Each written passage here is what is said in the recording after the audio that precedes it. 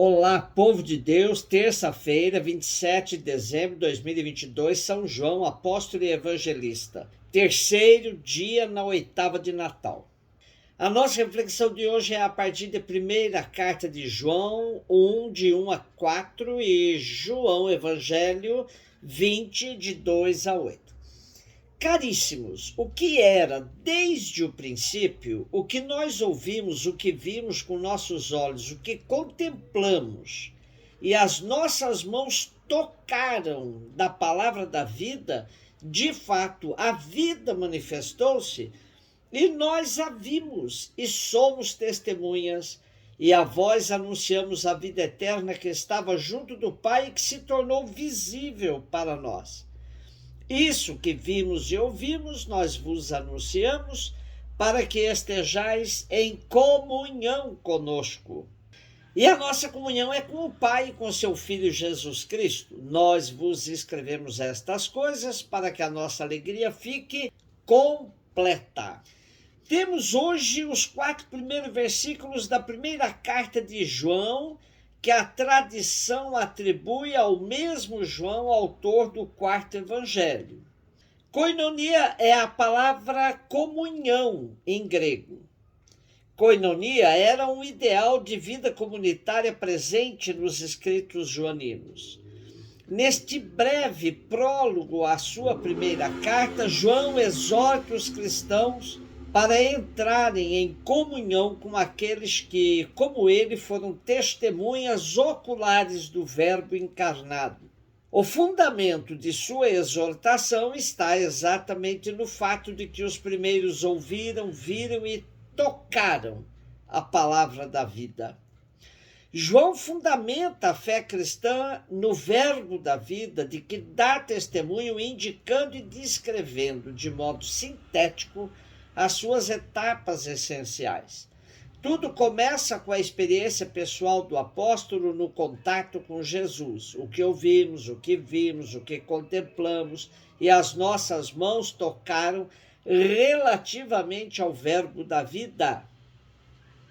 Esta experiência torna-se testemunho e exemplo coerente, anúncio corajoso que gera comunhão entre aqueles que o escutam e abraçam a fé, e comunhão com o próprio Pai e com seu Filho Jesus. E esta comunhão, por sua vez, gera alegria do coração. João 22 a 8. No primeiro dia da semana, Maria Madalena saiu correndo e foi encontrar Simão Pedro e o outro discípulo, aquele que Jesus amava, e lhes disse: tiraram o Senhor do túmulo e não sabemos onde o colocaram. Saíram então Pedro e o outro discípulo e foram ao túmulo. Os dois corriam juntos, mas o outro discípulo correu mais depressa que Pedro e chegou primeiro ao túmulo. Olhando para dentro, viu as faixas de linho no chão, mas não entrou. Chegou também Simão Pedro, que vinha correndo atrás, e entrou no túmulo. Viu as faixas de linho deitadas no chão e o pano que tinha estado sobre a cabeça de Jesus, não posto com as faixas, mas enrolado no lugar à parte. Então entrou também o outro discípulo que tinha chegado primeiro ao túmulo. Ele viu e acreditou. Neste texto temos uma síntese dos acontecimentos verificados na manhã da Páscoa, em que são protagonistas Maria Madalena, Pedro e o discípulo amado. A noite espiritual em que tinham mergulhado os apóstolos está para dar lugar à experiência de fé, que começa junto ao túmulo vazio, sinal da presença do ressuscitado. Ao receberem a notícia de que fora retirada a pedra do sepulcro e de que o corpo de Jesus lá não estava, Pedro e João foram verificar o que sucedera. A sua corrida revela amor e veneração e faz pensar na igreja que procura sinais visíveis do Senhor, especialmente quando se encontra em dificuldade e não consegue vê-lo. O discípulo amado chega primeiro do que Pedro ao sepulcro, mas é Pedro quem entra por primeiro. Depois de observar a ordem das várias coisas que se encontravam no sepulcro, o discípulo amado abre-se à visão da fé, acreditando nos sinais visíveis do Senhor. Viu e acreditou. Ainda não é a fé plena na ressurreição. Isso só acontecerá quando o seu espírito se abrir à inteligência das Escrituras, quando vir a pessoa do Senhor e receber o dom do Espírito Santo, isto é, quando tiver percorrido todo o itinerário da fé.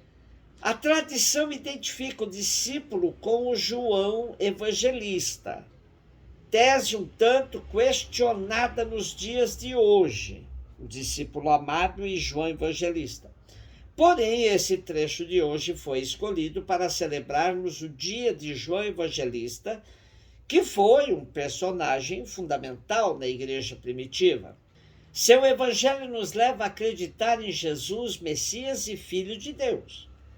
O seu símbolo é a águia, porque, como refere uma sentença rabínica, a águia é a única ave que consegue fixar o sol sem cegar. Para João, o sol é Cristo. A sua presença na comunidade descobre-se pela contemplação e pela inteligência da palavra de vida. A vida, na sua realidade mais profunda, é a vida eterna, que estava junto do Pai e que se manifestou a nós. Jamais contemplaremos suficientemente este mistério de vida que se tornou perceptível para nós em Jesus, Filho de Deus, a vida eterna que estava junto do Pai. João faz-nos compreender quanta profundidade se encontra na pessoa do Filho, na sua união com o Pai, na sua comunhão com Ele, na encarnação, e tem por objetivo tornar-se participantes nesta comunhão divina. Estamos em comunhão com o Pai e com seu Filho Jesus Cristo. A encarnação aconteceu em vista da comunhão. Isto é espantoso. A carne é causa de divisão. Por causa dela, estamos num lugar e não no outro. Podemos chegar até as pessoas queridas pelo pensamento, mas a carne impede-nos estar em comunhão com elas. E quantas discussões, litígios e divisões por causa dos bens materiais. O Filho de Deus, ao assumir a nossa carne, tornou-se o meio de comunhão e tornou a nossa carne um meio de comunhão. Tudo o que assumiu se tornou instrumento de comunhão com Deus e entre nós. Na Eucaristia, onde a carne de Cristo se põe ao serviço da comunhão, fazemos a comunhão, isto é, recebemos a comunhão com o Pai e a comunhão entre nós.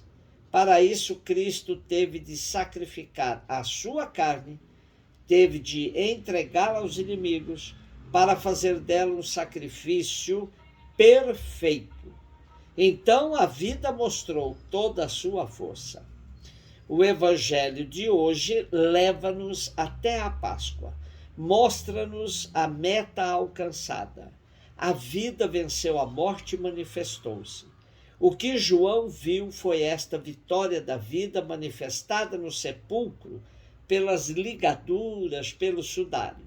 O corpo de Cristo já não está no sepulcro porque a vida triunfou, mas Jesus encarnado está sempre conosco, porque a vitória sobre a morte foi alcançada para nós.